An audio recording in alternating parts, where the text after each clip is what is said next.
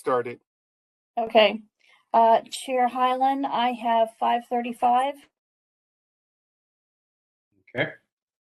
Would you like to introduce the meeting? Yeah, you can go ahead. Thank you, Cheryl. Okay. This is the Sunshine Ordinance Task Force Education Outreach and Training Committee meeting. The date is July 26, 2022. The time is 5:35. This is a remote regular meeting. To access the meeting, use the public comment call-in number, which is 415-655-0001. The meeting ID is 248155164337##. If you need to make comment during public comment or when you are asked to speak, please press *3 to enter the speaker line. I will now read remote access to information and participation.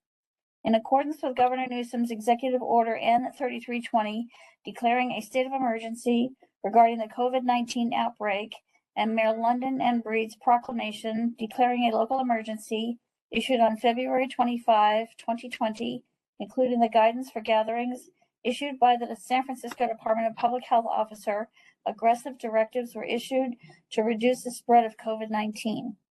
On March 17, 2020, the Board of Supervisors authorized their board and committee meetings to convene remotely, via Microsoft Teams, and will allow remote public comment via teleconference.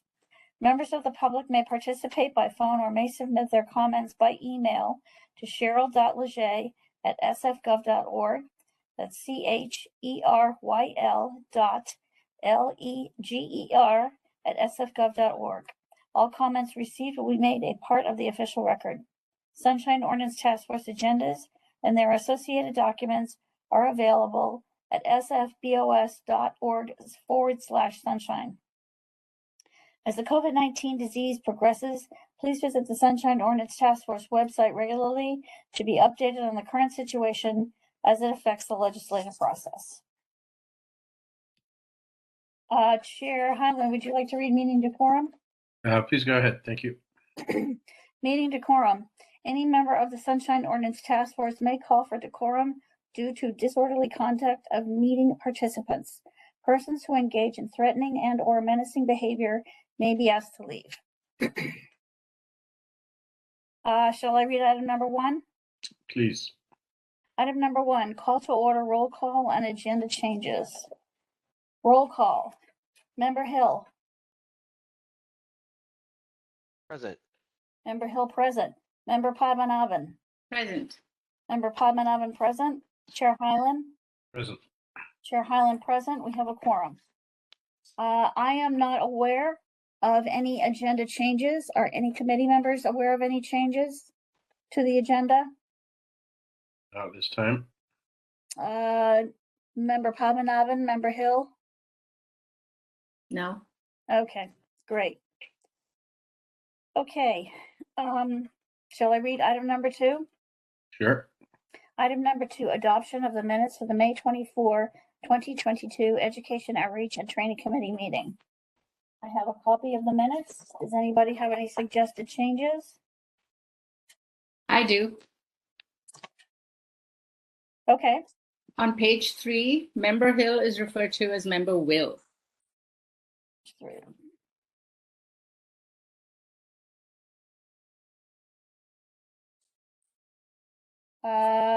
Motion second. Bottom of page 3, page 2, page 3. Page 3. Member Hill. Is it part of the action or? It is part of the action, yes. Under item number 6? Let me take a look. Number 5, I think.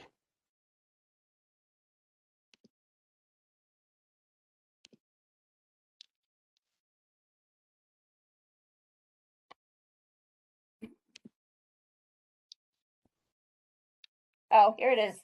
On my page 2. Yeah, it's number 5. Yeah. I got it. Okay. Other changes? Member Hill, do you have anything to add? No, ma'am. Chair Hyland? I do. And perhaps Member Hill, who was there, can help me with this.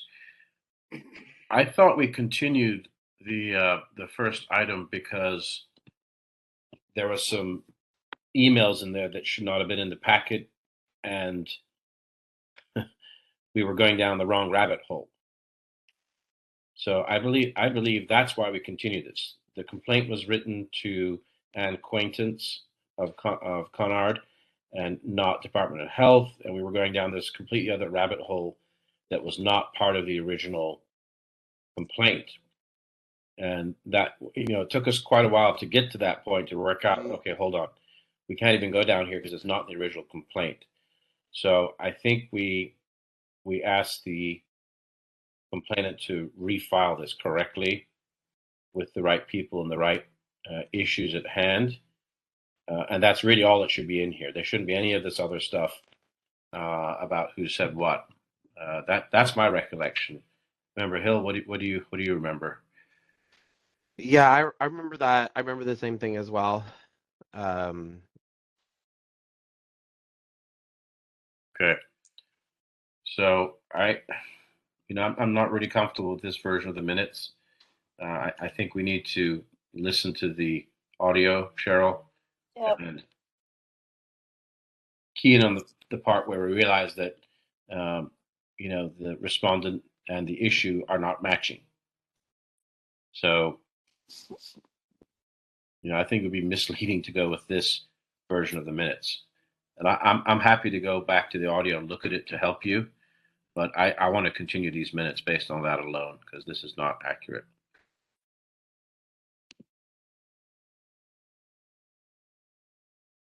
So let's read through the rest of it, see if there's anything else that we need to edit. But I think this is major enough changes that we need to continue this and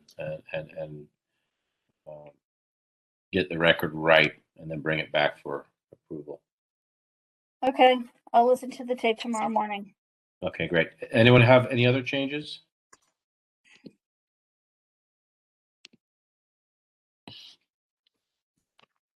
Hearing none. So let me make a motion to continue the minutes to the call of the chair. Bring back at our next meeting. And this is Member Padmanabhan. I'll second it. All right. Let's have some public comment on that, please.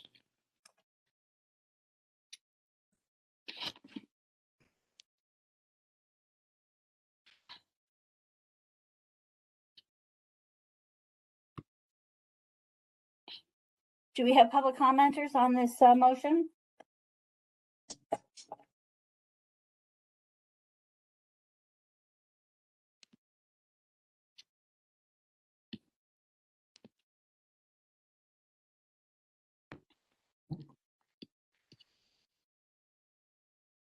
It does look like there's a hand raised. Please remind people how to raise their hands, Carol. Do we have a public commenter? Yes, sorry, my apologies for my distraction. This is Victor. If you'd like to make public comment on this matter, you can press *3 to raise your hand at this time, or otherwise indicate you raise your hand. We have one person with a hand raised right now. I will unmute them.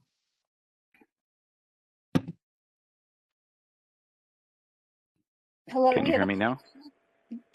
Mr. Pilpel? Yes. Okay.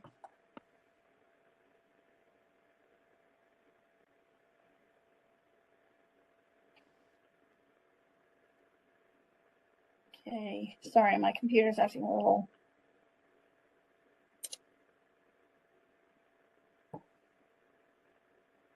Apologies for my computer.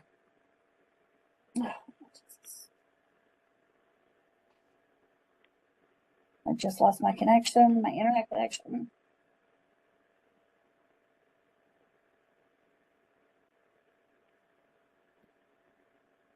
Victor, are you able to take over and let Mr. Yeah, I got it. Lose? You're back? I got it.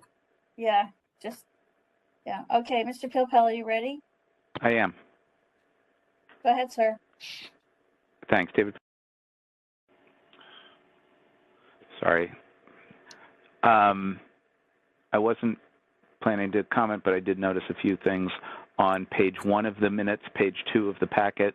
There's only one reference to Administrator Leger. I think it would be useful to replace that with SOTF, Administrator Cheryl Leger, so that it's not just a weird, obscure reference. Cheryl's a person and deserves a first name and a more clear title.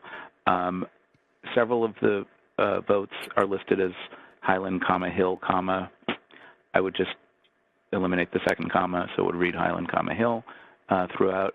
And then the other thing I noticed, there were a few references in the various cases to acronyms. I think in the first reference, I would spell out RAD under the DPH item. DEM is explained. That one's good. And I think JFK on the Fine Arts Museum item, I think would help. I mean, in general, I'm in favor of shorter minutes, but where there's reference made, because this becomes part of the permanent record, I think it's useful to spell out those acronyms in the first instance. That's all I have on the minutes. Thanks for listening.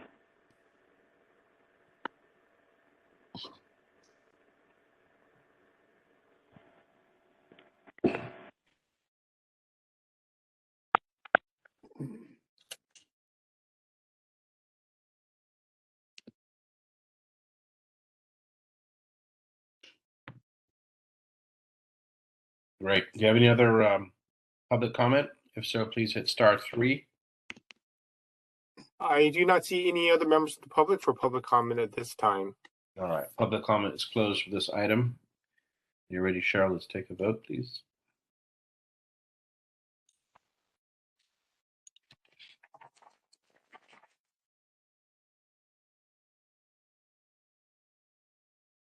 Chair Hyland. Aye. Chair Hyland, aye. Member Padmanabhan. Aye. Member Padmanabhan, aye. Member Hill. Aye. Member Hill, aye. Moved by Chair Hyland, seconded by Member Padmanabhan to continue the minutes to the next Education Outreach and Training Committee meeting.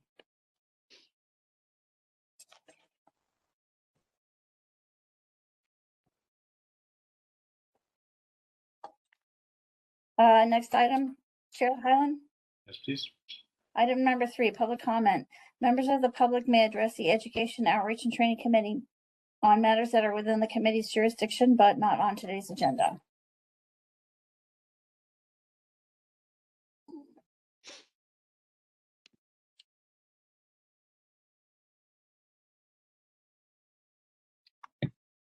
Are there any members of the public who'd like to make public comment? If so, please hit *3 to raise your hands.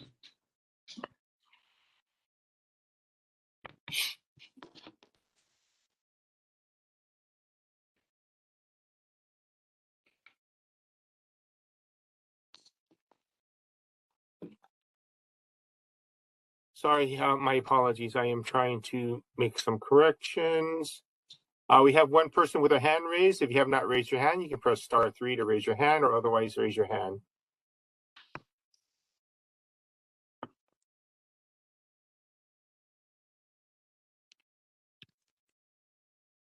Can you hear me now? Yes, we can hear you, David. Okay, David Pilpel. Yes, are you all set? Yep, go ahead. Okay, just 2 things, and then I will be going for the evening, so thank you.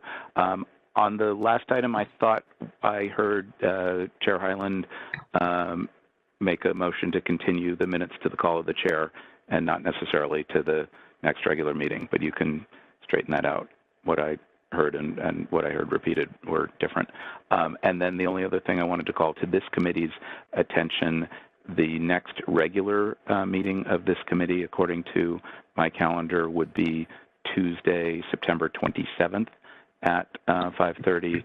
And for me, that's the end of the second day of Rosh Hashanah. And because it's still light out, it would still be the end of the holiday. So I would not be able to participate. So as you consider your meeting schedule, that might be a factor to think about for the September meeting of EOT. if in fact you're meeting again in 2 months. That's all. Good luck with your cases tonight. Thank you for listening. Thank you, Mr. Pilpel. Is there anybody else who'd like to make public comment? Please hit *3 to raise your hands.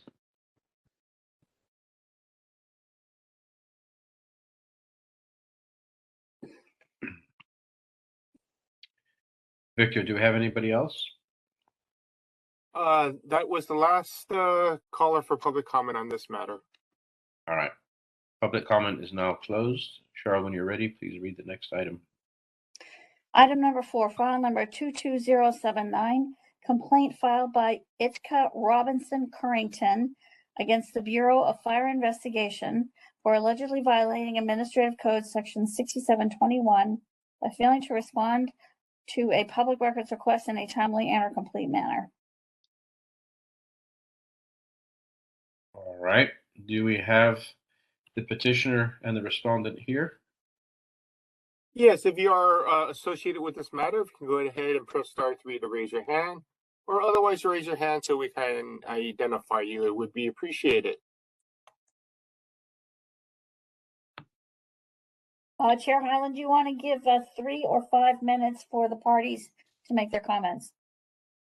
Okay, I'm not seeing anybody raise their hand. Again, if you're associated with this matter, please press *3.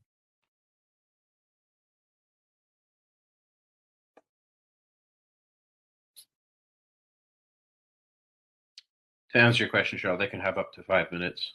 Okay. I did hear from the Bureau of Fire Investigation. They wanted to know how to get online to the meeting. I told them to look at the agenda and use the public comment call-in number. So When was this? about 45 minutes ago.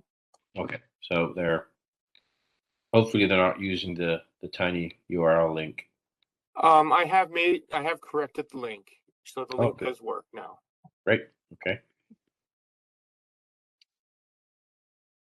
Victor, are you showing any participants that are online? Nobody is raising their hand, but let me go ahead and unmute people, and maybe they just do not know how to.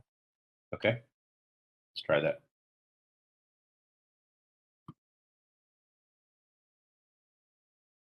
Oh, here goes one.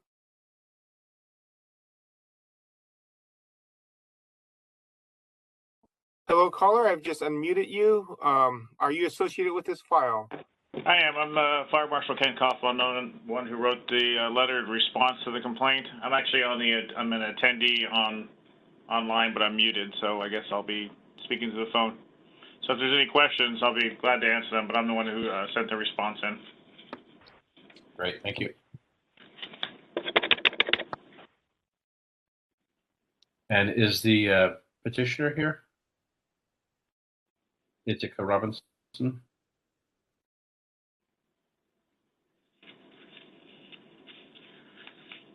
So I will go ahead and unmute some of the other members, and they can identify themselves.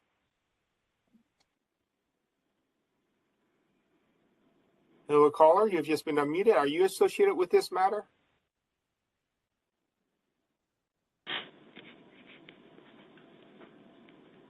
Oh, they've just hung up on me. Let me try somebody else. Hello, caller. I've just unmuted you. Are you associated with this matter regarding the fire department, complaint against the fire department?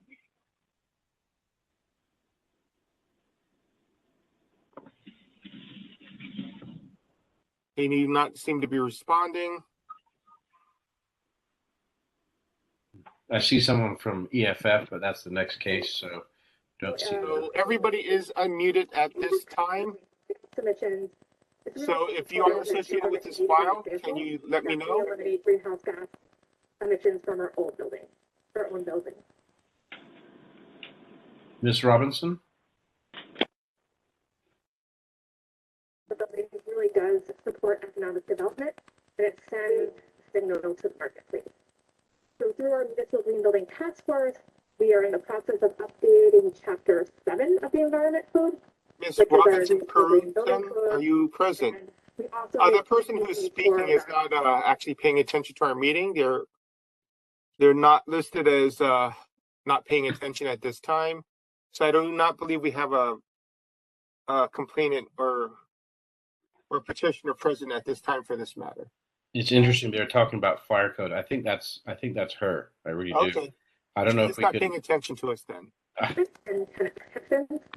We need to make sure that just transition principles, which really prioritize opportunities of those leading very carbon industries, and caller. workers going into the low carbon economy. She's listed as not use these principles to guide this transition. paying attention to our meeting at this time. Maybe we can move on to the next item and come back to it. Any policies or programs we put in place Okay.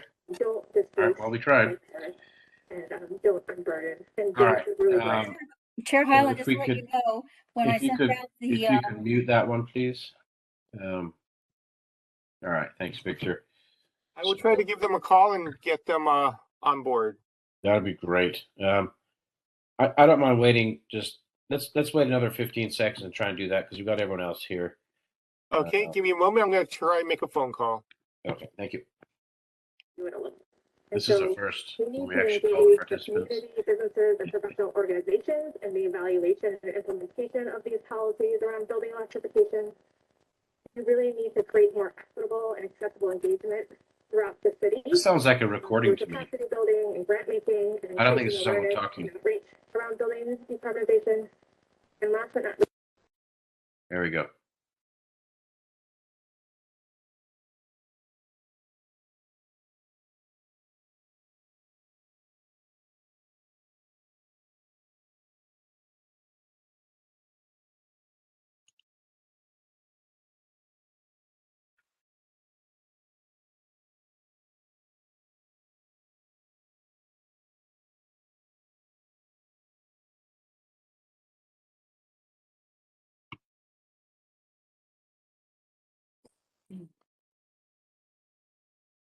Chair Highland, just wanted to let you know that I'm looking at my records.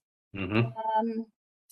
I did send an email to Mr. John Tucker and Teresa Ludwig, who are with the fire department, because I had received an email from Ms. Robinson Currington that the previous email I used was incorrect, but I corrected it and didn't receive a bounce back after that. So.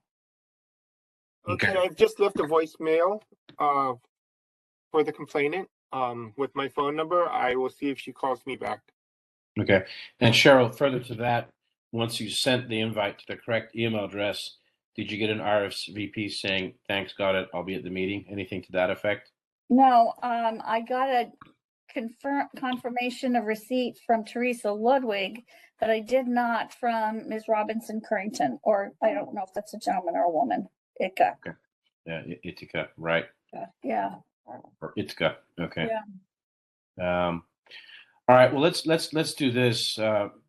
Coughlin. We appreciate your patience. If you can just hang on another few minutes, we're going to go to the next case, and then we're going to circle back, give this person a chance to be present. Would that be all right with you?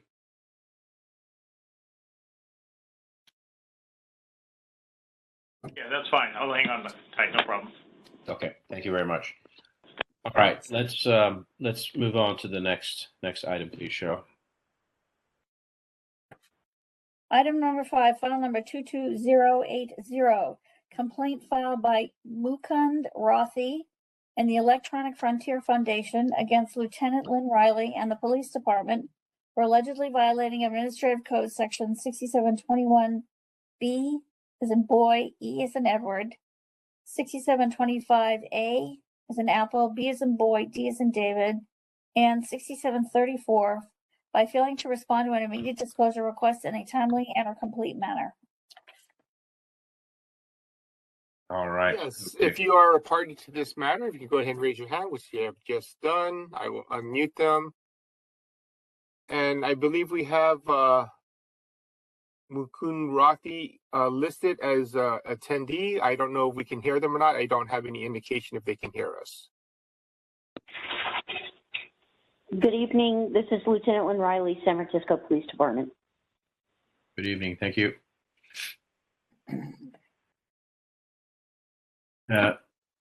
Dave Moss was also listed on this as a complainant. Is he online by any chance?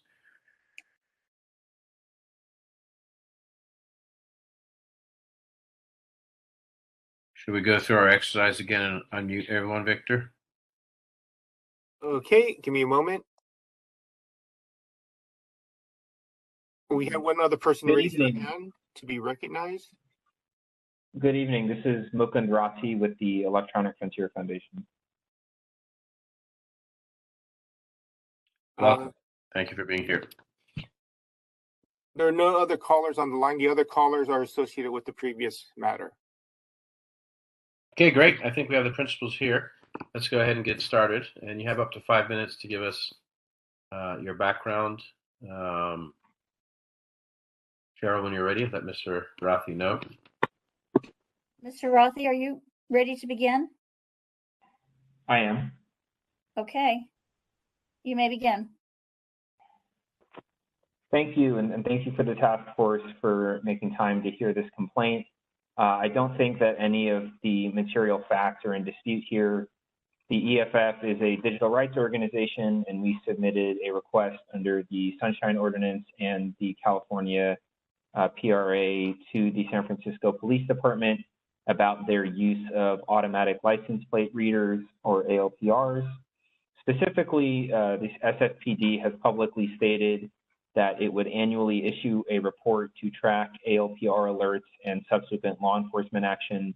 It stated that the first report was due to be published on January 30th of this year. It would be on SFPD's public website and through the Open Data SF website. There was and still is no such report on the website.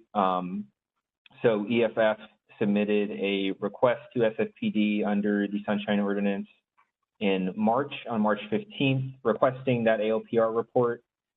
Since SFPD previously committed to publishing this report, we submitted this as an immediate disclosure request because under section 67.25A, it is simple, routine, or otherwise readily answerable. SFPD, since that time, has failed to produce the report. The complaint that I submitted to the task force lays out day by day the process by which, how SFPD violated each of these sections. But I think, again, none of that I think is up for dispute. In their response to the complaint, SFPD stated that it takes responsibility for not providing a response in a timely manner. I take that as an admission that they did violate these parts of the Sunshine Ordinance. And so I would just reiterate my request that under section 67.21E, that the task force determine that this ALPR report is public and that the task force immediately order SFPD to comply with our request.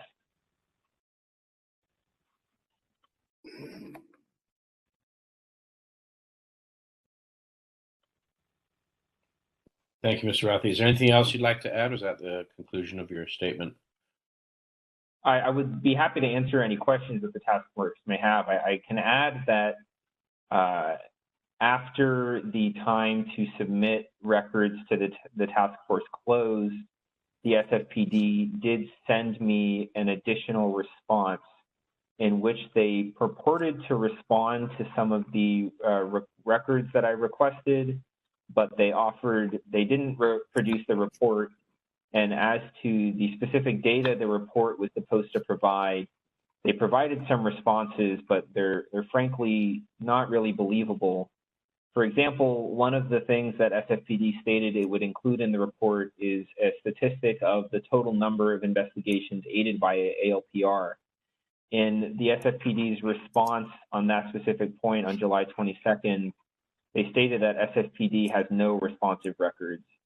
It's kind of hard to believe that the SFPD is using ALPR and yet has no responsive records as to the investigations that were aided by that technology. So that's just to reiterate that I hope the task force considers this to be a live and serious issue, and I think the SFPD needs to be ordered to actually comply with this request. Okay, thank you very much. Is anybody here talking in support or as party to the petitioner?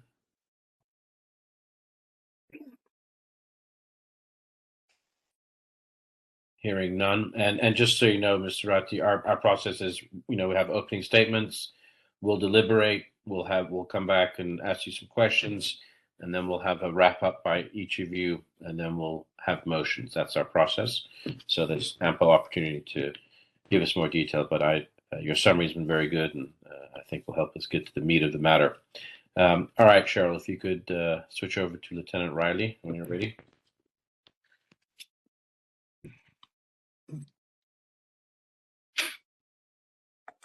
Lieutenant Riley, are you ready to begin?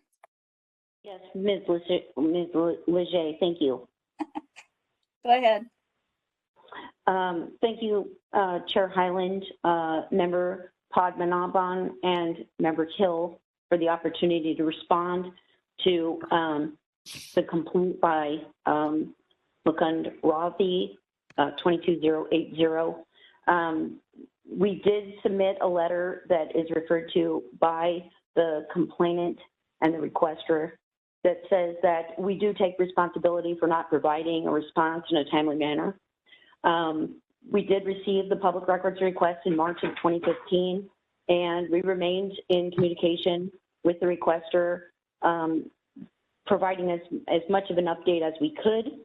We then went to the end user in our department who uses the ALPR, the automated license plate readers, and there are only 3 of those in use on vehicles. The end user does not maintain the data and do data analysis collection and have the information that the requester was asking for. The end user is Special Investigations Division as indicated in the responsive letter, and Special Investigations Division does not have the report mentioned by the requester complainant. And so we have now gone to the business intelligence section to try to find this report and responsive records related to that report. And that would be to the point that we're trying to find out if this report was consumed in some kind of collaborative reporting process, and that's why it's not standing alone as an easily identifiable and obtainable product for us to produce to the requester. I would like to say that as far as us, the San Francisco Police Department's response being not believable, no one in the San Francisco Police Department will lead anyone astray here, especially the SOTF or any requesters. No one has an interest in losing their job. So I would just like to say that that might be subjective and that might be kind of a reaction, but absolutely no one would give any false information or admit anything, especially to this unit. So I just want to reiterate that we're doing the absolute very best we can with what we have as far as staffing, as far as trying to track down this information for the Electronic Frontier Foundation. And we treat every request and as timely as we can. And this one did not come quickly with any answers, and that we did indicate in our letter. We still are looking for responsive material and the report as requested. Thank you. Thank you, Lieutenant Riley. Is there anybody else that would like to speak on behalf of the respondent? Please hit *3 to raise your hands.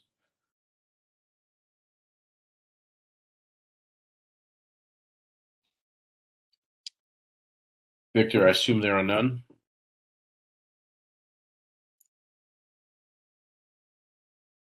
Okay, members, the matter is before you.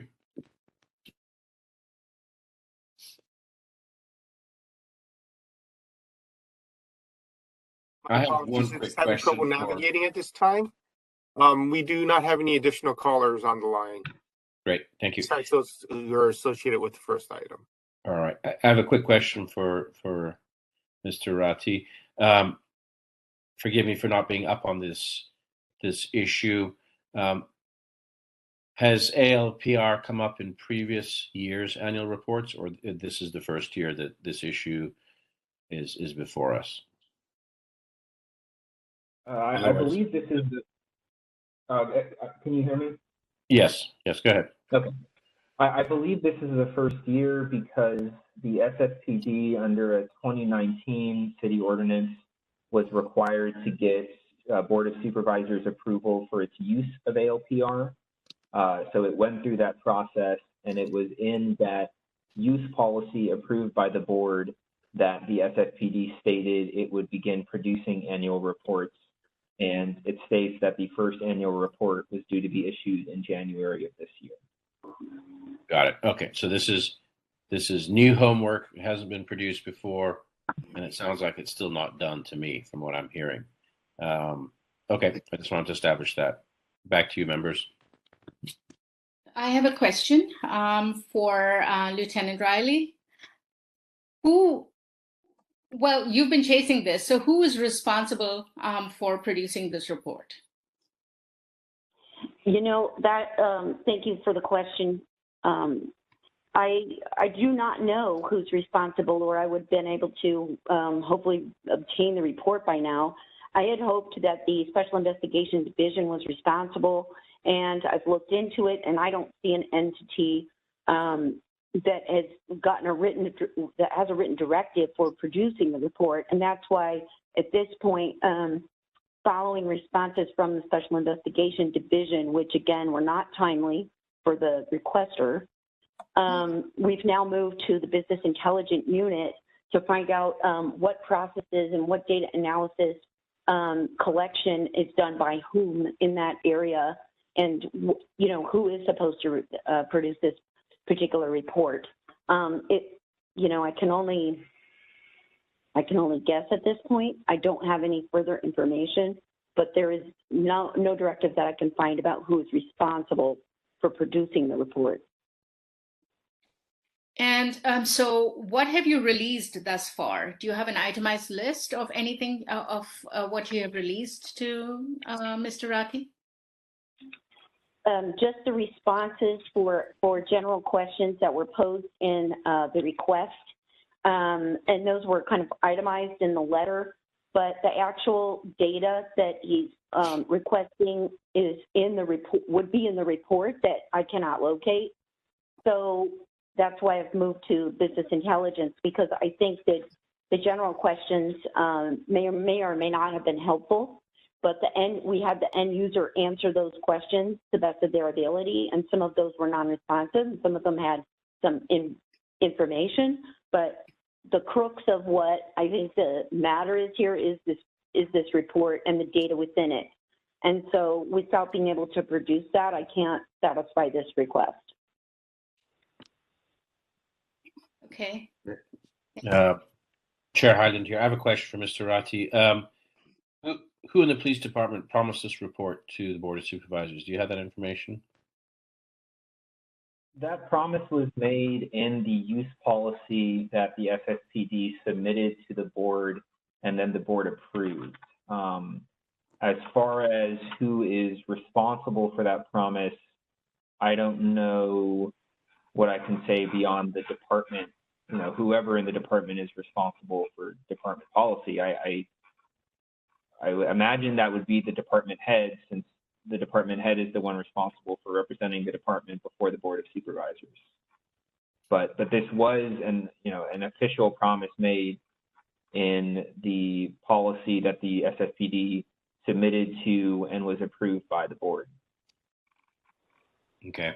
And do you know who was presenting at that time? I mean, I'm trying to get down to.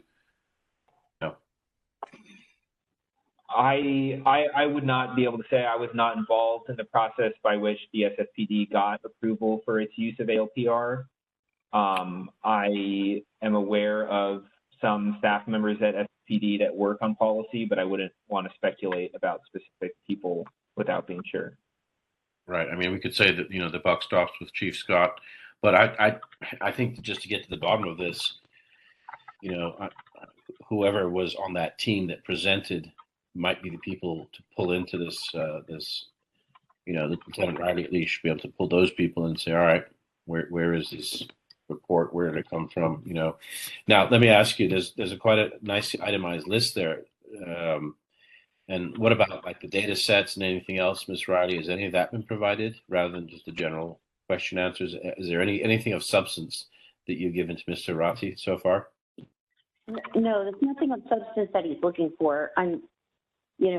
I do absolutely understand that this report is listed for January 30th, 2022 to be produced. And without that, I don't have the data to respond to, Mr. Rati. Okay, well, I have to say, first of all, it's very refreshing, your candor. We appreciate that. It certainly seems like you're trying, but until we can find the author or the potential author for this report, which is no light thing. It's been promised to the Board of Supervisors. It's 7 months late, right? But then on the other side of the coin, can the department produce something that hasn't been written yet, right? Does this document actually exist yet? That's the other thing that we have to think about. And at the very least, I'd like to see some sort of rolling list of, even if you supply the data sets, the raw data to Mr. Rati, from which this report would be compiled, that at least may, get things rolling in the right direction. But ultimately, this report needs to get done and get released. That's not in our purview. Our purview is to find documents that exist. So this is definitely an interesting one. At first glance, but I'll step back there and let the other members carry on. So one more question for Lieutenant Riley. How far up the chain have you gone? Have you talked to the department head? Are you talking about Chief Scott? Yes. No, I haven't spoken to the chief. We recently got the responses from the Special Investigation Division, and now we've moved over to the Business Intelligence to find out who's supposed to produce the data. Listening to the Chair Hyland, and the remarks about who was at the agreement or who petitioned the Board of Supervisors in order to the use of the ALPR. And that is the other avenue that we're going at. So we're going to Business Intelligence to see if they've got the process, they've got the data processed, if there is data, was it collected, did they, is there a person that's done that? And also to find out, the source, because that would be, who did they have in mind that was going to produce this report in the first place? And I had thought this was going to lie with Special Investigations Division when I saw this request go out for response. And so it wasn't only until after I got their responses and I spoke to the Special Investigations Division to follow up that I found out that they were not indeed the person that would take the data and produce the result, the report that's mandated by Board of Supervisors. So I feel like I'm speaking in circles here, and it's not intentional, but I don't know those answers.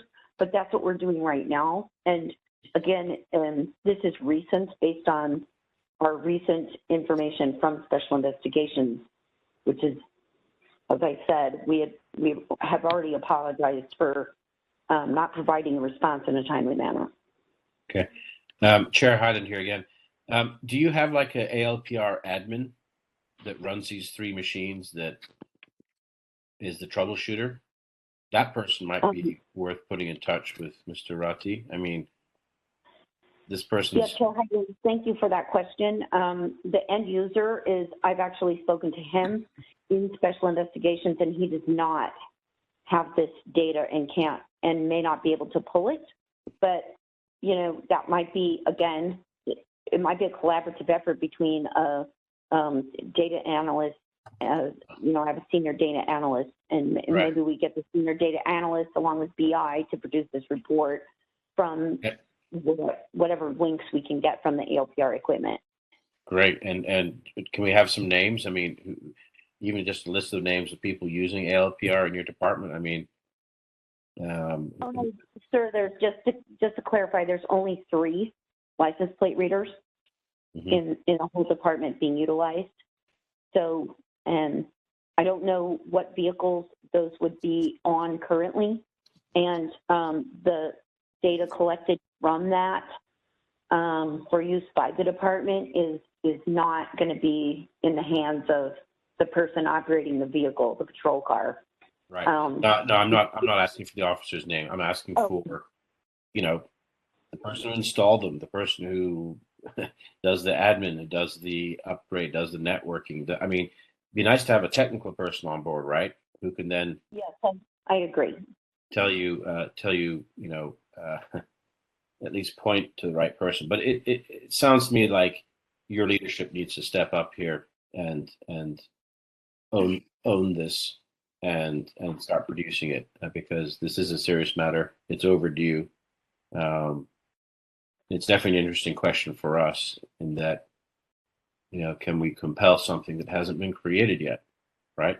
We can compel the parts if the parts are in document form and a public record, but I think we're going to have to dissect that more closely. But it'd be nice to know what the widgets are, what the apples and oranges are, so that we can talk about them in an intelligent fashion, right?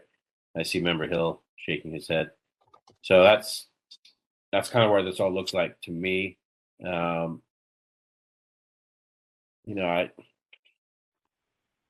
know some people on one side would say, well, this is all very convenient. They're saying the dog ate the homework and we don't know where the dog is. But, I'm not getting that sense from Lieutenant Riley. I don't know about you members, but this is a new thing, right? And if there's one from last year, then okay, whoever compiled this one, and it should be there. But I'm getting the sense that parts of this request don't exist yet.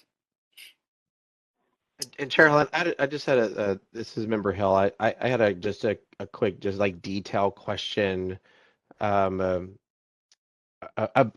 some of the data that would be in the report. Right. Is, of the list of the items that were to be included, today we answered the question of total number of ALPR devices that are used. So we have that answer.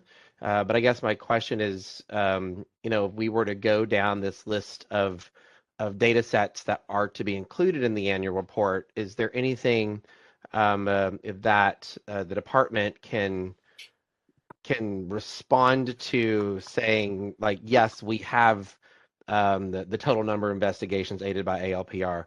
No, we don't have the number of stolen vehicles recovered due to. Is there any of that detail that can be that's known today that could be released partially, or is that even known at this point? Thank you, Member Hill, for your question. I don't have that information as of today, but I do understand what you're saying. I think if I understand you correctly, and please interject if I have this wrong, but you're looking to say, hey, if we have any of these data sets or we have any pieces of this, can we get it out on a rolling basis, report or not? And I don't know that we have the data.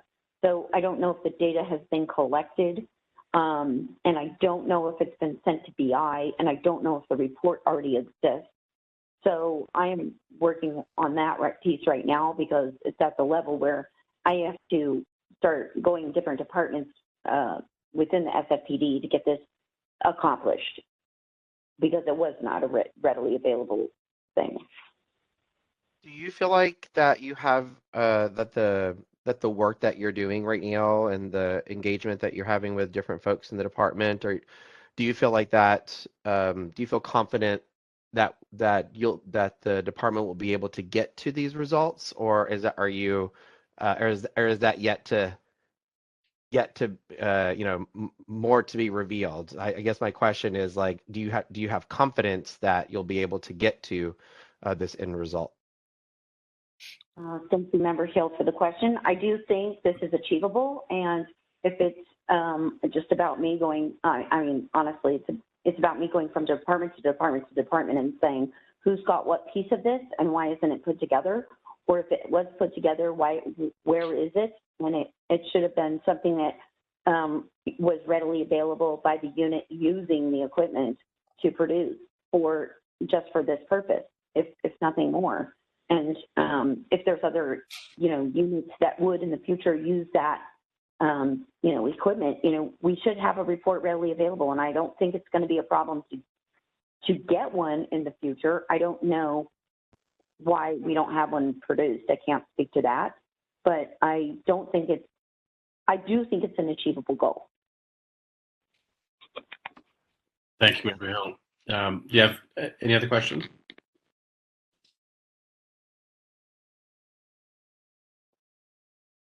I wanted to give Mr. Ratti a chance to talk a little bit, just to kind of balance the equation here. And I'll start with a question to you, Mr. Ratti. I would like to have seen in your request some date parameters. It kind of looks like you're writing and asking for this information sort of from the beginning of time of the use of ALPR to present or until March 25th. I think going forward to have some actual start dates, tighter date parameters would probably be quite helpful. And secondly, do you know anything else about ALPR technology? Who's a manufacturer? Have you done any research on that end to see, does this thing generate regular reports that sit on the machine or in the cloud, or is this something that to be available? Can you help us on the technology side? Do you have any insight into any of that? Sure, thank you, Chair. On the parameters for the date, what I had requested was any data included in the report. Okay. Since it was an annual report, I would have assumed that the data contained would be for the previous year, 2021. But I was not, for example, one of the data subsets was total number of investigations aided by ALPR. My request was not necessarily for that information as to all time. It was for that information as included in that annual report. So I think I understand the need for date parameters in general. I think in this case, the idea was that it would be implicit as part of that annual report. Okay, fair enough. On the question about the ALPR technology, candidly, there's other people at my organization who have more expertise on the technology and the different manufacturers involved. I think that most technology does tend to contain audit log functions. So it's something that I think the SFPD should be able to pull together. I would also hope that, given that they had committed to create this annual report, I would hope that any technology they were using, they would have enabled whatever functions are part of it that allow for auditing and logging and for reporting later. But as to the more specifics, this is precisely the reason why record requests, as you know, this is why record requests exist, is because members of the public like myself, we don't actually know what specific devices or which manufacturers were created those devices. And part of the Sunshine Ordinance and the California Public Records Act requires the department to work with the requester on issues like this, of figuring out what exactly we're looking for and what the department is doing and whether there are tangible records produced from that. So my sense of the law is just that it requires the department to provide the answers to the question that you're asking. Do they have technology that allows for reporting? That's exactly what departments are supposed to do in response to records requests. Right. Okay. Thank you for that response. At first glance, I thought this might be something that could go on our consent calendar. They're admitting they're tardy and whatnot, but there's actually quite a bit here to unpack, and I think this probably merits a discussion at the full task force, because this is a new thing, and it's the kind of thing that it'd be good to have some full task force discussion on. I would say in the interim, Lieutenant Riley, it sounds like you are making a good faith effort. I think when we do hear this, a couple of things. I would try and continue to provide answers to Mr. Ratti on a rolling basis, number one. Number two, when you do appear in front of us at the full task force, I think you need to bring your BI department head and your IT admin person that runs the ALPR hardware, right? It'd be nice to have those two there to answer these specific data set questions. Hopefully you've gotten everything to them by then. But let's say, in a month or 2 months when you come before us, the annual report has not been written, and we're sitting here trying to, get as much out from what you do have for this request. Then those two people would be useful to have, and I would very much encourage you to escalate this to Chief Scott, because this is serious, and 6734 has been cited, and that is serious. So, and not to mention this is timely, and people want to know about this stuff. So that's kind of where I am with this. I don't know if any members want to chime in, but I think we've unpacked it enough to kind of get a sense of, what we're going to deal with. And I think we should maybe hear closing arguments, and then maybe make a motion and put some good direction in that motion for the full task force to look at certain things, to consider to get to the meat of this matter. But before we go to rebuttals, would any of the members? I see Member Padmanabhan has her hand up. Go ahead. I think you're on mute. I'm looking at past requests that were made from EFF on this same issue, but maybe not to this level of detail. But and I see that some of those requests were dated 2018, 19. And I quickly took a look at what was submitted as part of this request. And I think the person, it was, I saw a couple of documents from the chief at that time who responded to these requests. And these requests came from Dave Mass, likely from EFF too. Mr. Ratti, could you comment on that, perhaps? I don't have specific familiarity with those requests. I do work with Dave at EFF, and he is also on this listed as a complainant. EFF, as I mentioned, we're a digital rights organization, and we do a lot of work on surveillance and on transparency of surveillance technology. So it certainly doesn't surprise me to learn that we've submitted requests about SFPD's ALPR use. It is good to hear that at the time when we came to the task force that it sounds like the process was effective, and that Chief Scott responded to our request and produced documents. But as far as the specific contents of that, I wouldn't, I'm not familiar and wouldn't be able to speak to that, except to say that I hope that whatever the process, process sounds like it was successful, so I hope we can reproduce that. And just for the record, Dave Mouse later came to serve on this task force for a couple of years, so he's familiar to us here. Okay. Any other questions for the respondent? None at this point. Okay, so let's do rebuttals. Lieutenant Riley, you can go first. You have up to 3 minutes to summarize where things are, what you're going to do next, etc. And then Mr. Ratti, you'll follow her. So, Charles, let Lieutenant Riley know when you're ready, please. Lieutenant Riley, are you ready to begin speaking? Yes, ma'am. Go ahead. Thank you. Mr. Chair and members of the committee, I just want to say that I do completely, the San Francisco Police Department understands the gravity of this report not being readily available for the requester and complainant. I am currently, as we speak, reaching out to the appropriate branches of the SFPD to find out where we are with the analytics and the data and the report itself. I do understand that the chair has asked and committee members have asked that I produce this on a rolling basis if we get some information to give to the requester, so I will be doing that. And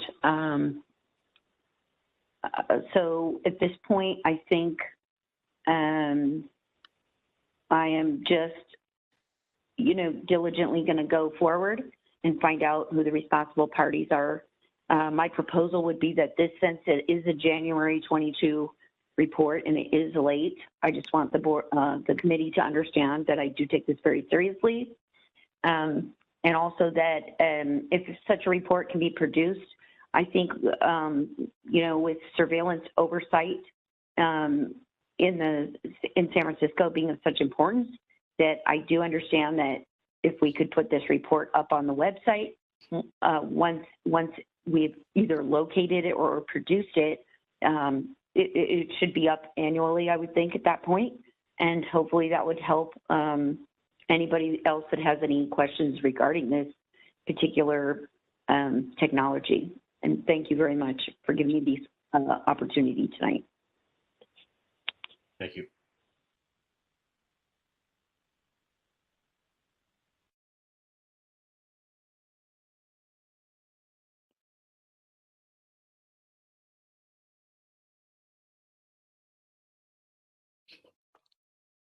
And Cheryl, let Mr. Ratti know when you're ready. Just setting my clock. Mr. Rothi, are you ready to begin? I am. Go ahead, sir. I want to thank the task force for taking this issue so seriously, and I really appreciated all of the questions you've asked to both sides. I would support the committee asking the full task force to hear this issue, and I would specifically support the task force asking, as Chair Hyland indicated, that Chief Scott be consulted by Lieutenant Riley on this issue, and that Chief Scott also appear as the department head and as someone who was responsible for that original promise made to the board as part of this policy.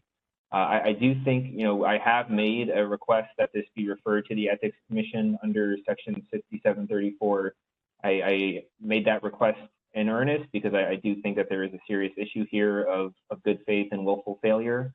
On the one hand, I appreciate that at this meeting and in its response, Lieutenant Riley honestly accepted responsibility for the department failing to timely produce the report.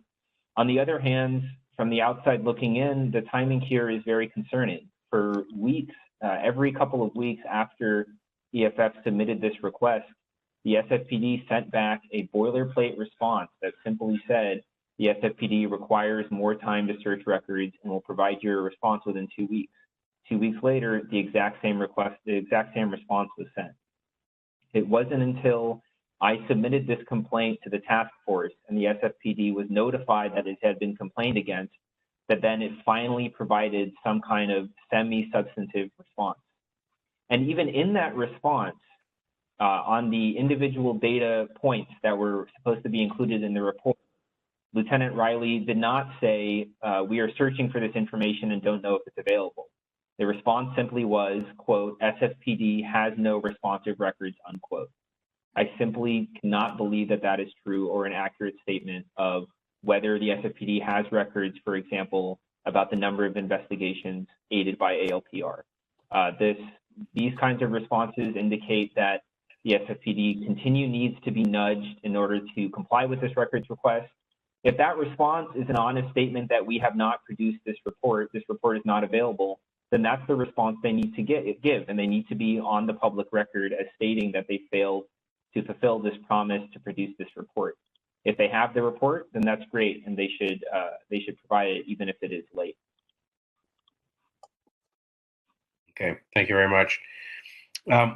One thing, members, I'm looking at the that court review of September 17th, 2020, from which Mr. Ratti presumably took his question about the data sets.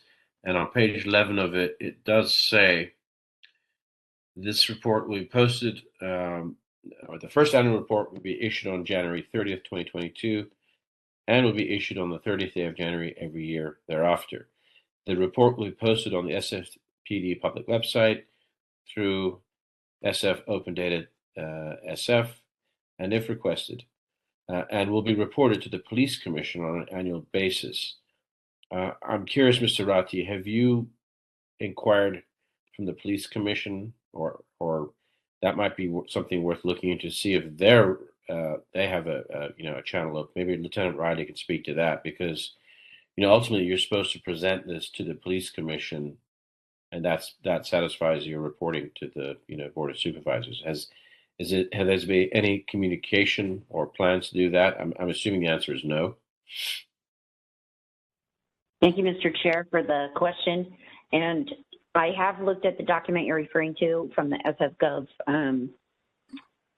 surveillance impact information.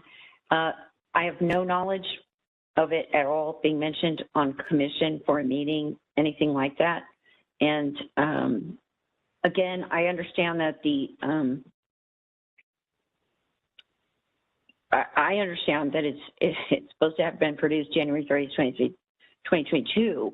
I don't know if, what reasons. I can only speculate, which I don't want to bore you. I don't want to bore you saying the same thing over and over again. And, that I don't know who is supposed to produce this report, who's tasked with it. And that's why I've escalated it to BI and business intelligence and other folks after getting a response from the end user Special Investigations Division, who doesn't have the information to provide. Okay. All right. I just thought that might be another avenue worth exploring because, hopefully someone there has been asking the police department for this as well since it's overdue, but perhaps not. Okay, members. We'd like to entertain a motion, and if we do, let's try and make it as specific as possible to have the full task force clue in on what we think is important.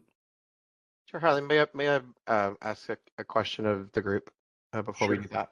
Sure. Is it possible? Is it possible as part of our request or motion that we ask that those SFPD staff who are authorized to access the data repository of ALPR data that's hosted by the Northern California Regional Intelligence Center, is it within the realm of our ability to ask that those folks be identified and to be present? Absolutely. Because to me it feels like that, like we got to start with those folks. I'm assuming just because the nature of the data being probably highly personally identifiable, that there is probably a very small handful of people within the city who are authorized to even access this data. So to me, it would narrow that, very much narrow who would have responsibility for reporting on that data if we could ask that they be in attendance. Great. Well, it sounds like that's the beginning of a great motion, Timber Hill. And the code section you're looking for is 6721E. Failure to provide someone knowledgeable in the matter, and this is no slight to you, Lieutenant Riley, but we really need someone there that is working with this technology, that is the admin, that is the one that is going to ultimately pull these data sets out for someone to write this eventual report, right? So we can add 6721E into our recommendation, along with some of the other things, timeliness, 6721 issues that the petitioners already listed for us in the complaint, and verbalize that just as you did. We'd like to see the ALPR admin, potentially one of the users, the person that's going to write the report. Hopefully we'll know who that, Miss Lieutenant Riley can identify that person for us. Those people will be requested to be at the full task force hearing. So yeah, I think that's one part of it. And the other part of it might be to provide on a rolling basis between now and the full task force meeting. Again, those data sets, information as to who's going to write the report,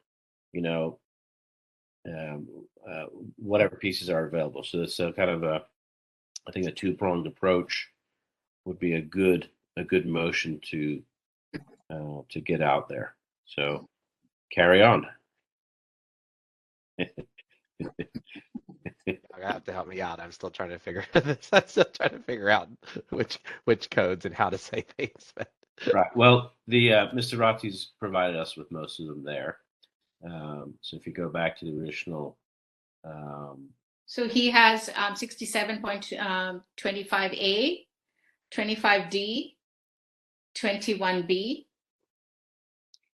67.21E, which Chair Hyland just mentioned, and he also has 67.34.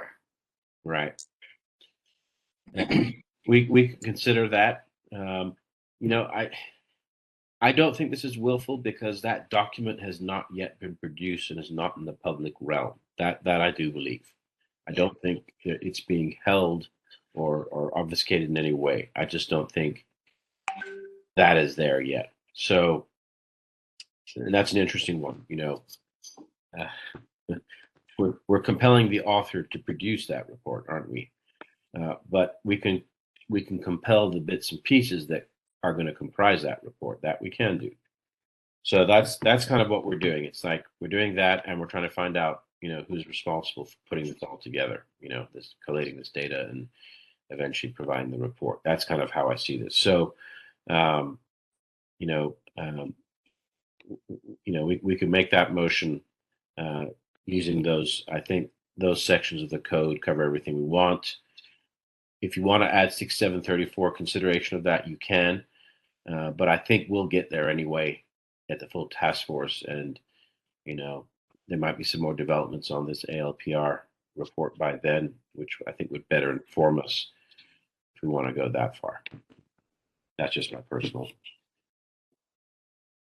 opinion here. So Member Padmanabhan, looks like you had a nice motion put together there almost. I'm not doing this, guys. I'm going to let you do this one. Member Hill can go for it. Okay. I'll give it. I'm going to need some help because this it sounds a little bit complicated. I mean, as far as like what we're referencing, I guess the question is like, are we? Is the motion just that we're determining that there's jurisdiction first of all? Yeah. And I think that we've clearly stated that there is jurisdiction.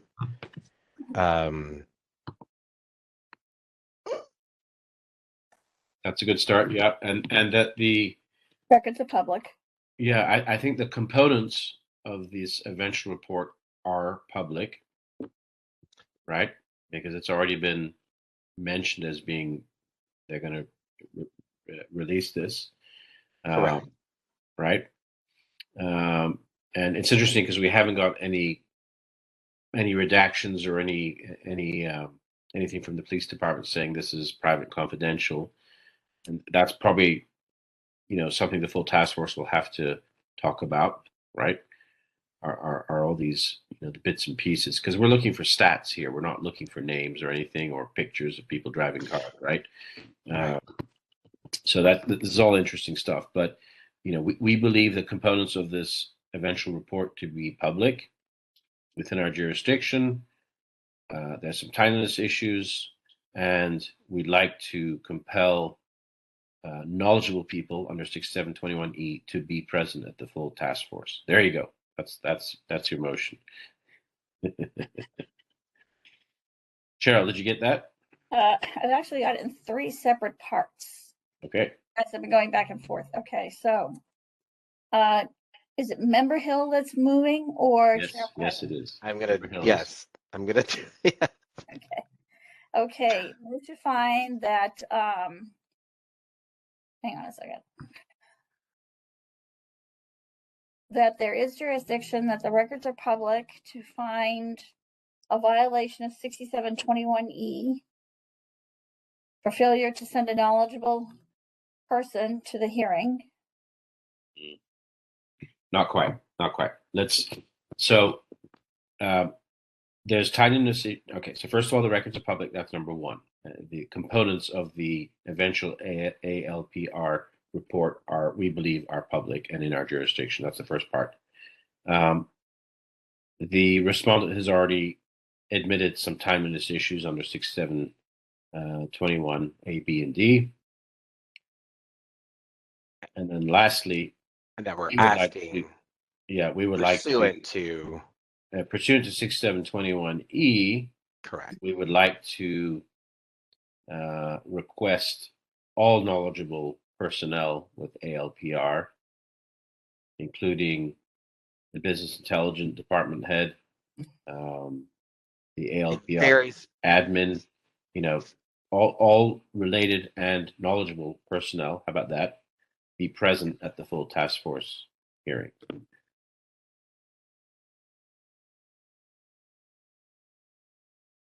You know, if Chief Scott wants to make an appearance, he's welcome as well. But we want to get to the people that are writing this report, right? And the people that are compiling the data sets that go into this report. That's who we want. And they do call them like off the how they describe them in this policy is authorize SFPD members with an account to access the repository of ALPR data. It does, like, if it can, pursuant to 6721E, that we request that all authorized SFPD members with an account that can access the repository of ALPR data collected by the police department to be present. Right. Yeah, we're not asking for the actual operators of the vehicle or the technology. We want the back end guys. That's who we want. Right. Okay. So give us what you got, Cheryl. We can pare it down if we need to. Okay. Moved by Member Hill. Chair Hyland, you're second? I can be second. You can be second. Okay. Yeah, so I just write that in.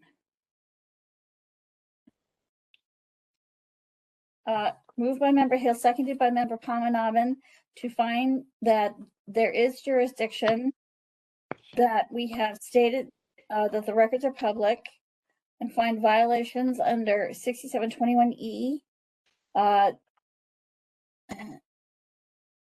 for timeliness, 6721A and E, and request that all knowledgeable San Francisco Police Department members with an account that can access the repository data of ALPR, and that knowledgeable personnel be present for the hearing. Did I get it right, Chair Hyland? May I? I think the sections you've gotten kind of mixed up there. So it's 67.25A and 67.25D. That's for IDRs. And then 6721B for timeliness. And then this 6721E for failure to having a knowledgeable representative.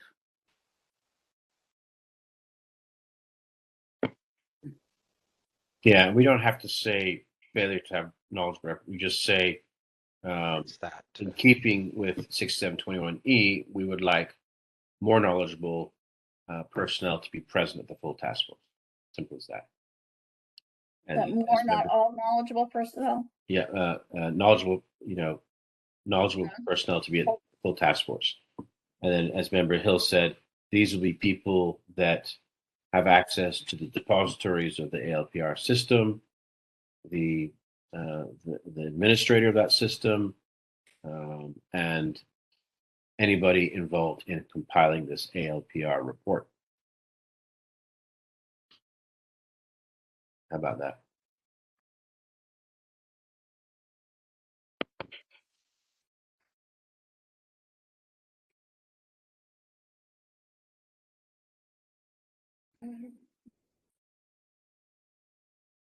Okay.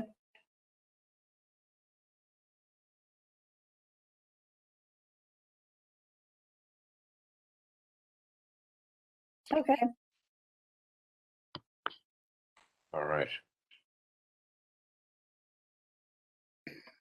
So let's read the motion one more time, and then we'll take some public comment on it. And I'm going to step away for a second to get a computer charge, otherwise I'm going to die here. Okay. So Jai, I'll rely on you to make sure that this motion is as it should be. Sure. Moved by Member Hill, seconded by Member Padmanabhan, to find that there is jurisdiction, that the records are public, that the matter will be sent to the task force, and to find violations of 6721D for timeliness and 6725A for This is 6725A and D are for IDR specific. Immediate disclosure requests. yeah. Because this was an immediate disclosure request. And 6721E, that a more knowledgeable person from the San Francisco Police Department with an account that can access the repository data of the ALPR system, and anyone involved in compiling this ALPR report, and the most knowledgeable personnel be present for the hearing. That sounds good. Okay. Thank you. I don't know how you do it, but I'll get there.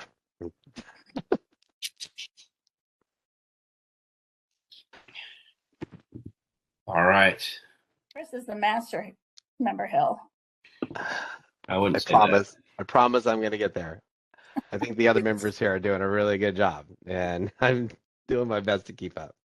All right. I just want to note we don't have any additional members of the public who have logged in besides the two parties for the other item. But if they do want to speak, you can raise your hand at this time by pressing *3 or otherwise raising your hand for public comment.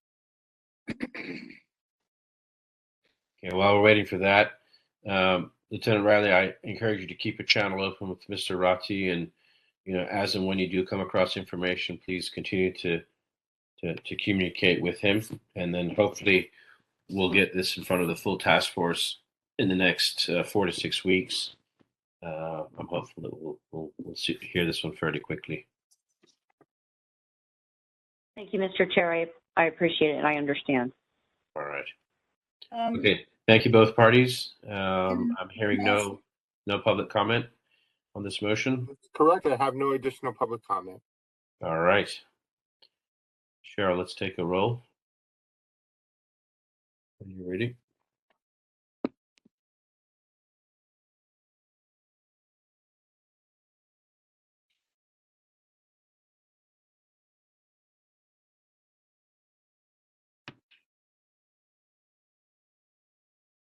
Member Hill. Aye. Member Hill, aye. Member Padmanabhan. Aye. Member Padmanabhan, aye. Chair Hyland. Aye. Chair Hyland, aye.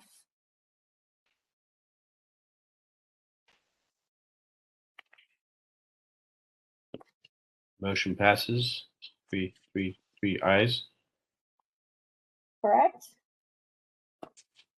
Shall I read item number 4 again? Yes, please. The parties are present. Item number 4, file number 22079, complaint filed by Itka Robinson Currington against the Bureau of Fire Investigation for allegedly violating Administrative Code Section 6721 by failing to respond to a public records request in a timely and or complete manner. One staff member and then 2 advisory members. If you are party to this case, please hit *3 to raise your hand. I see Mr. Coughlin is with us again. Thank you. Anybody from the petitioner side? Not paying attention to the meeting at this time. They seem to have that pre-recording going on the line. Okay. I did make a phone call to the complainant, and I have not received a call back. Is it the same number we're seeing here? I can't see a phone number. Oh, I see. It's It looks like a computer login. well, actually, Victor, I can see most of the 558 number. Is that? I think 558 is the city hall number. Oh, okay. But I don't see anyone else. I see one other attendee I see that's on mute, but but you're right. There's no It just hung up. Someone just hung up. City Hall person. Okay. Mhm. And the other person was the one that had the recorded line going? Well, hold on a second.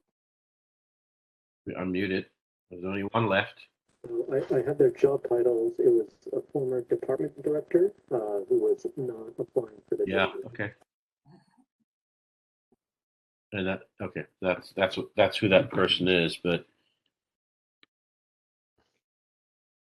all right, well, members, what do you think? I think. Well, I'll let you dive in.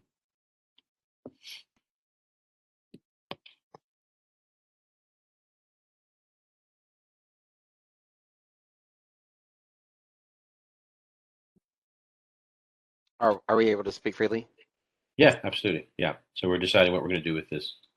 Got it. I mean, I you know, prior to the meeting, I did read the filing, and Before we dive into the merits, we're deciding if we're going to proceed with it. That's what we're doing. okay. You know, especially with Mr. Coughlin here, I would love to dive into it, but in keeping with our policy that we've been doing, we do require both parties to be here. You know, at the very first one, this is that case. And we've tried several times to see if that person is indeed the person. So I think to be consistent, we probably have to dismiss this without prejudice, and the person can file again if they really do want to get to the heart of this matter. Do we want to use complaint procedure 7B? Which is To dismiss without prejudice, as per our complaint procedure 7B, and that's what that essentially says. That's the one we're looking for. Yes. All right. So I'll make that motion to, in accordance with our current complaint procedure 7B, to dismiss without prejudice, and noting that procedure allows the petitioner to apply once again to be heard by a committee. I'll make that motion.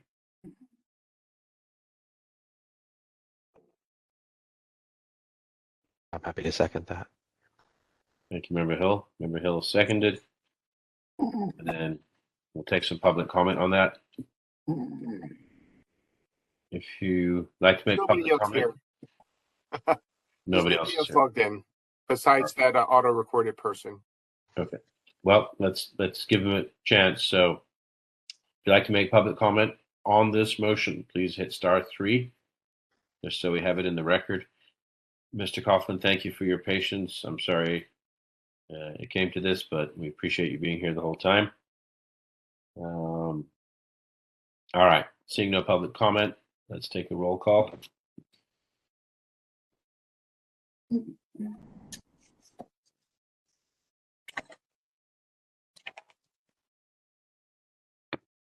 Chair Hyland? Aye. Chair Hyland, aye. Member Hill? Aye. Member Hill, aye. Member Padmanabhan? Aye. Member Padmanabhan, aye. Moved by Chair Hyland, seconded by Member Hill, to, in accordance with complaint procedure 7B, dismiss the case without prejudice, and to inform the petitioner they have 60 days to respond and let the administrator know if they wish to keep their complaint open. Very good. Thank you. Thank you, Mr. Coughlin. All right. Thank you very much, sir. Next item. Item number 6, announcements, comments, questions, and future agenda items by members of the Education Outreach and Training Committee. Anything for the good of the order? Our next meeting, we're going back to a every other month schedule. That's correct. So our next meeting is indeed that, what is it? September. September, thank you. Time frame. And as you may have noticed, we heard exclusively new complaints in this meeting.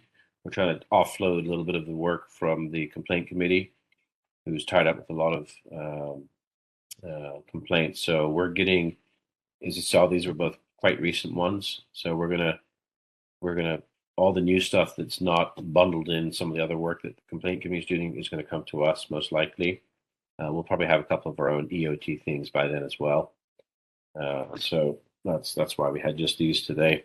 We actually had 3 cases, but one asked for continuance, and then one didn't show up. So we just had 1 case, but it's a very interesting case, I thought. Anyhow. I had no idea that technology existed. Yes, it's very interesting. Yeah, it's definitely interesting, and it's good that it's in the in front of us. Anybody have any other comments or thoughts? Congratulations, Member Hill, on your first fully fledged motion. Thank you. Thank you for your help. Yeah. I feel like I have a little bit more homework to do Right. to be able to spout those off in the expert way that you and the other members do. But we'll get there. We still stumble sometimes. But yeah, it's actually that motion formulation that sometimes those drag on. I'm seeing that I'm gonna need to sit down and make a cheat sheet or some sort to to help me out. If anybody has one of those, you don't have please one. Send them along. Yeah. I have. You know what I've been doing? I have been bookmarking. I have like an account in American Legal. I've been bookmarking things, but that doesn't seem to get me to the fast. The quick of the draw motion, but yeah, it's good to have the complaint policy up on one screen and then our code up on the other screen, and you'll see it's the same ones that come up 90% of the time, or the 80% rule. But it's important we get the motions good because it helps focus the full task force to get right into the meat of things. Yeah, I see the importance of that for sure, and thank you for like being patient and kind of walking me through that, because it definitely sometimes it goes by so fast that it's hard to keep up with that. But I appreciate you slowing down a little bit for me. That helped. We didn't slow down. Well, the last couple of meetings, last couple of motions that I tried to draw up, it just went on and on and on. So yeah. Yeah. There's that too. Yeah. Yeah. No, sometimes it's almost better sometimes to spit the motion out, let it get voted, knocked down, and in that's basically the rest of the members telling you, okay, we didn't quite like that one, but in that process, someone's going to formulate the next one, which is going to be tighter and cleaner, rather than changing and abetting. There's two schools of thought. So you can amend and friendly amendments and all that if it's simple enough, but sometimes it's better just let the motion die on the floor and then have a crisper second attempt at the apple, so to speak. But yeah, we're all learning parliamentary procedure here, so. I think it helps just to have an understanding that when you're on committee like this and it's a brand new case, there are 3 things that you absolutely have to address: jurisdiction, public records, and a forward to the task force. And anything that comes above and beyond that, just remember those first 3 things, and then you can move into your motion numbers. Exactly. Timeliness, IDR, that sort of thing. Just start with those 3. Great advice. In fact, that could be, Cheryl, feel free to keep reminding us, of the golden 3, each time we stumble our way to emotion, because that is true. And, we're going to have some talk about in the full task force about doing what we did 10 years ago when we had a huge caseload, which was to actually hear the merits a little bit more at this level and even rule on some things, to not have it go through 1 and 2 steps and then back to another task force 3 steps. What was that report average? It was 2.6 meetings per case. We can't keep doing that. So, that'll be something the chair probably will introduce to the floor. But, I've been on both sides of that line, so that'll be an interesting one for sure. Anyway. I have a really quick question. I have just a really quick question, if y'all don't mind. Sure. For the full task force meeting that's coming up, that's next. Is that next week, right? Because it's the first. Tuesday of the month. August 3rd. The question I have is how Ms. Leger, like when does the agenda go out? Because I have a report that I need to complete. Have I already missed that?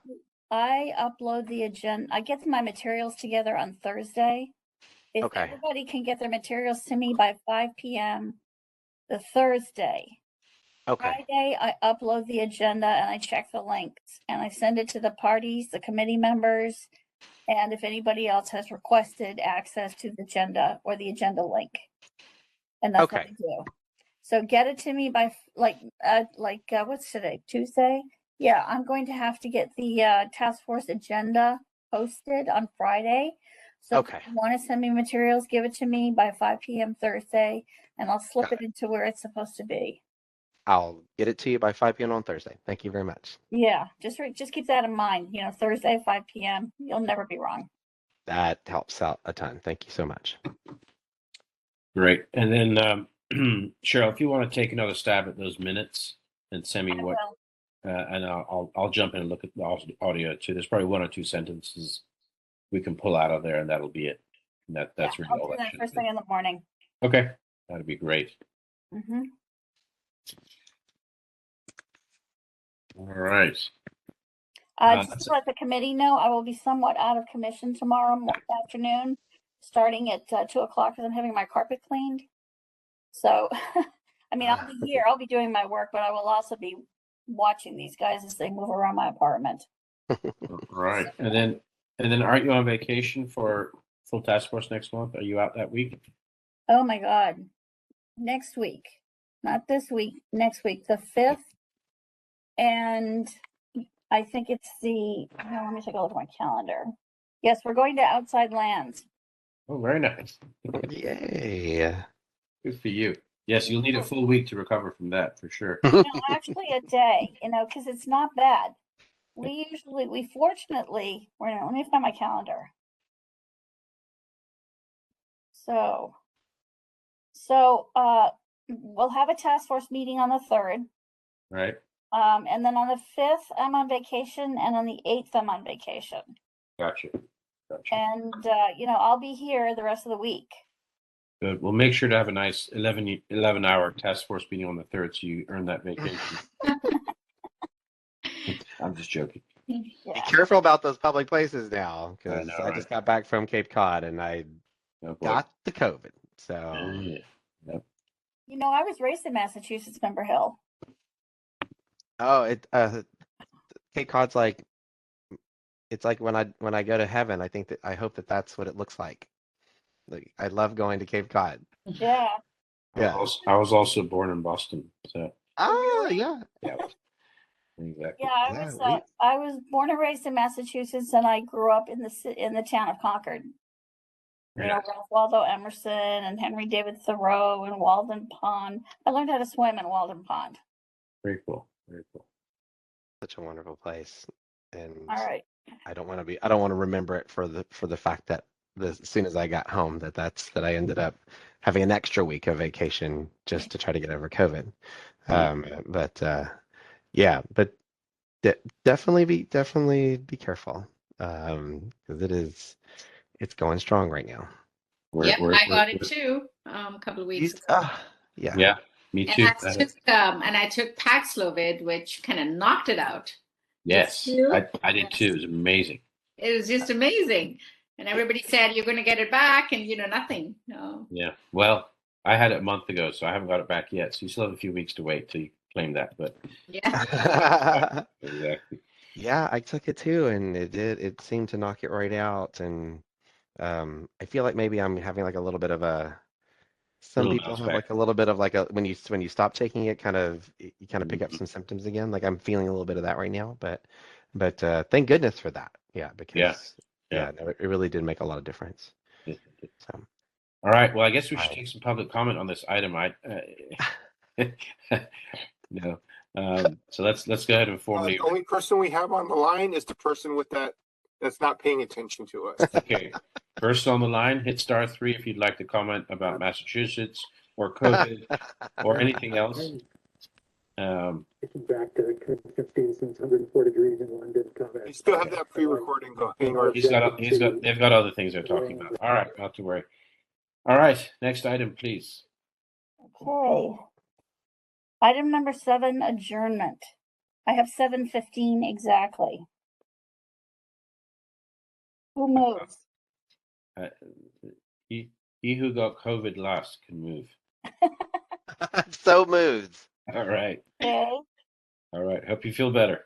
Who will Second. second? Thank you. Who will second? Chair Highland. Chris. All right, Chris, I will work on those minutes first thing in the morning. Okay, it should be pretty simple.